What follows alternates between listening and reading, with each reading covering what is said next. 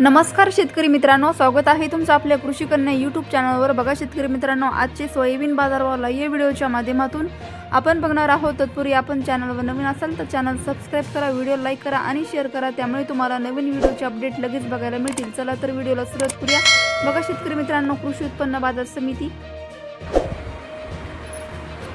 अहिल्यानगर आवक आलेली आहे 12 क्विंटल, किमान दर 4,300 रुपये, कमाल दर 5,000 रुपये, सर्वसाधारण दर 4,650 रुपये। पुढील बाजार समिती लासलगाव आवक आली 176 क्विंटल, किमान दर 3,000 रुपये, कमाल दर 5,451 रुपये, सर्वसाधारण दर 5,412 रुपये।